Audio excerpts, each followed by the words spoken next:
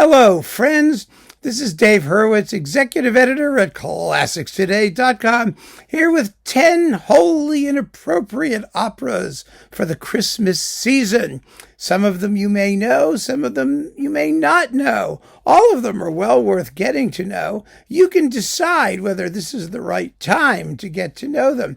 I have to say, as somebody who doesn't celebrate Christmas, I find the holidays to be kind of tedious and difficult, only because you hear the same stuff over and over and over. I used to have a blast singing in performances of Messiah and playing timpani in the orchestra and, our Christmas concerts were fabulous when I was in high school.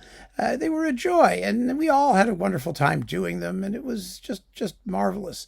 But nowadays, I go see, I took my mother to lunch the other day. We sat in a restaurant. You hear like all the same songs over and over and over again, just the same anodyne, uninteresting music. They don't even do the fun stuff, like Grandma Got Run Over by a Reindeer, or, the 12 Days After Christmas. You know that one? The first day after Christmas, my true love and I had a fight, and so I chopped that pear tree down and burned it just for spite, and with a single cartridge I shot that blasted partridge. There's so much you can do to have a good time. There was my own dodecaphonic Christmas classic, The 12 Tones of Christmas, the world's first completely serial Christmas carol album. But you know how it works, right? Especially in popular culture. It's got to be the same old, same old. So here's a list for those of you who are more than a little tired of the same old, and would like to have some contrast, some wholly inappropriate contrast to the holiday season. Are we ready? Here we go. Number 1, Hindemith, Sancta Susanna. This is an early one-act opera that Hindemith wrote in his most expressionist style that involves a psychotic nun who rips her clothes off to embrace a statue of the crucified Christ. If that isn't blasphemous, I have no idea what is. And of course, she's bricked up or buried alive or something by her sisters in the convent, who start screaming about Satan. Oh my God, it's more fun than we have any right to have. And it's only about 20 minutes long, 25 minutes, maybe. They get right to the point. So that's a great way to start your inappropriate holiday season. A similar piece, actually, in some respects, is Prokofiev's The Fiery Angel, about a guy named Ruprecht and Satan, who are running around following this demonically possessed crazy woman. And it winds up with her taking refuge in a convent, which of course is entirely possessed by Satan, and everybody goes bananas. It's so much fun. Prokofiev turned the orchestral music from it into his third symphony. So if you want to get a sense of, inappropriate holiday music without having to deal with all the screaming and yelling, just listen to Prokofiev's third symphony, which is spooky and creepy. Oh my gosh, it's marvelous. Absolutely marvelous. There's a fabulous scene actually where Ruprecht is and what's her name, the crazy possessed woman, are sitting in a cafe, and they run into Faust and the devil sitting at the table next to them. Faust eats a small child who's being obnoxious. The devil devours a small child who's being obnoxious. It's great. Penderecki, The Devils of Loudon. Oh boy, it's another demonic possession in a convent story. There are so many of those. It seems to be a fabulous topic for operas. The Devils of Loudon is just insane. What can I tell you? It's screaming expressionism at its absolute ultimate. There's Sister Jeanne who is fiendishly possessed, and it was Tatiana Troyanos' greatest role, probably. Let's put it that way, at least on the recording. It's not an opera you want to listen to all the time, but I think the Christmas season is just the perfect moment to give it a whirl. Absolutely, especially if you're tired of sugar plum fairies and candy canes and Tinker Bells and, all of that gingerbread houses. And you couldn't be further away from those things than the Devils of Loudon. Shostakovich, Lady Macbeth of Mtsensk district.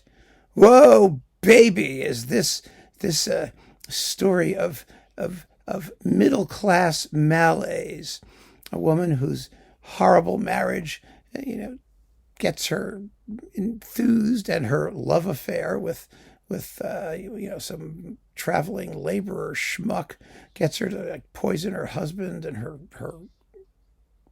uncle and everybody she could basically run into, until she gets captured by the bumbling security forces, who send her off to Siberia, where her last act is to murder the new girlfriend of her old boyfriend as they plummet into the river together while they're marching to their prison camp. It's just a joyous ritual. It also has the most vulgar and pornographically exciting sex scene in all of opera. I mean, Stalin's minions coined a new term for that scene, pornophony. So that's definitely a holiday treat if you were into it. Then here's one that may surprise you, but think about it for a moment. Verdi's La Traviata. I mean, yeah. I mean, let's face it. It's another indictment of bourgeois society, right? Because it's the classic hooker with the heart of gold story. She's the only really decent character in the opera. She is a prostitute, Violetta, and Germont and Alfredo and all those people who are sort of surrounding her treat her really shabbily. And she does the noble thing before dropping dead of tuberculosis. It's a very sad story and a stinging indictment of the dual and hypocritical morality of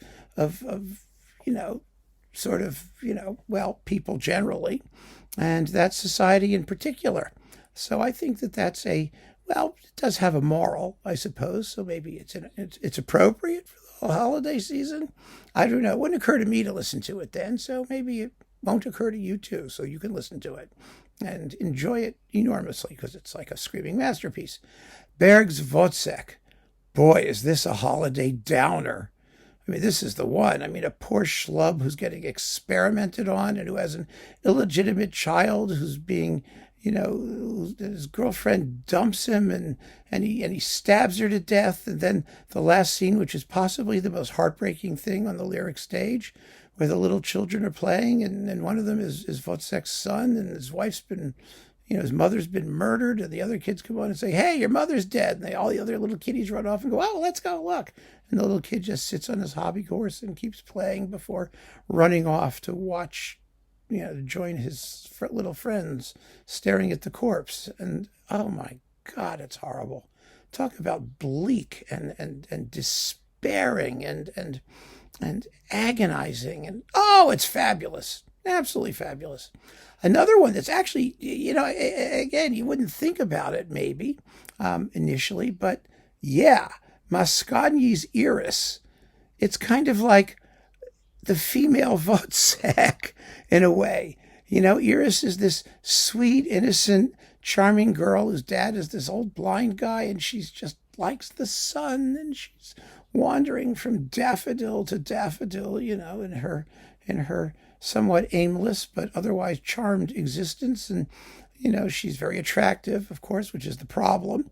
And she gets sold off or bartered off or kidnapped off and forced into geishadom, and she has no idea what's going on. And the guy who wants her is disgusting, and she fends off his advances, and so he demands that his minions get rid of her. And her father shows up cursing her because he thinks that she's run away out of desire to become a geisha. And so she jumps down a hole and winds up in a sewer. And Act 3 takes place in the sewer, where rag pickers are trying to steal her clothing, and she basically wakes up long enough to die. I mean, that's the story. It's really quite horrible. I mean, she gets treated just miserably throughout this opera. And she sings a couple of nice arias. There's one about an octopus that's just adorable. And the hymn to the sun at the beginning and the end. And it's tragically miserable. So after that, well, what could we do? Well, another stinging indictment of religious hypocrisy, Carlyle Floyd's Susanna. I mean, this is the apocryphal story of Susanna and the elders. I mean, Handel did an oratorio about Susanna. And we all know what happens in Susanna, right? The lecherous elders see her bathing nude, and they accuse her of all kinds of naughty and heretical things. And in the opera, she is eventually seduced by the revivalist preacher Olin Blitch, and Blitch gets her, and afterwards he's terribly repentant, but not really repentant enough. I mean, he winds up getting shot, by her brother, who's quite annoyed at the whole thing, and he runs away, and Susanna decides to hell with these people. She's going to live her life alone the way she wants to do it. So she sits on her porch with a rifle, and she scares everybody off. And good for her, at least in this operatic version. Another fabulous story of a woman sort of quasi-scorned and repentant and not is Thaïs. Massenet's Thaïs. If you listen to the meditation from Thaïs, you think it's just this sugary, sweet, sappy sort of thing. But the opera is really kind of grim. It's about a monk, Athanael, who's determined, for reasons nobody was quite sure, to convert Thaïs to Christianity and make her repent her wanton, she's another hooker, her wanton, sexually fulfilling lifestyle. Actually, she's not feeling so fulfilled. So she agrees to hang out with him, and he makes her burn all of her stuff and repent and be miserable, and he drags her through the desert and stuffs her in a convent, and she's where, she's promptly dying, but he, on the other hand, who is full of self-righteousness and zealotry, discovers that he is sexually attracted and irresistibly sexually attracted to her. And so he's was told from the very beginning to beware of tempting Venus. Venus will have her revenge and all that. Well, he realizes, or someone tells her she's dying, and he runs back to the convent in time for her to drop dead, and he's left alone and in unfulfilled, sexually depressed despair. Yeah, that's yummy. The perfect holiday treat. Look for it under your Christmas tree or in a stocking somewhere. It's just total fun. It really is. And the music, of course, is gorgeous. But the best of all holiday treats has to be, and this is going to come as no surprise, Strauss's Salome. Of course, she gets the head of John the Baptist and then is crushed to death by Herod, her father, who is repulsed by her absolutely disgusting behavior, as if Herod and his crew weren't repulsive enough. But yes, what could be more perfect for the holidays than an hour and a half of sexual repression and lust and decadence and depravity and blasphemy and all of those good things. You're entitled to them any time of the year, and it certainly beats just one more version of Jingle Bells or all that stuff that you go hear at your local mall when you're doing your Christmas shopping. It's just all that ho, ho, ho music. It's enough to make you want to scream, isn't it? Well, if you're going to scream, you might as well listen to some of the screaming that goes on in these 10 wholly inappropriate holiday operas. So, happy holidays to everybody, if that's the time of year that you're watching this. If it isn't, these are good to listen to anytime, of course, but maybe for some of us, particularly at this time, just for the contrast. Take care.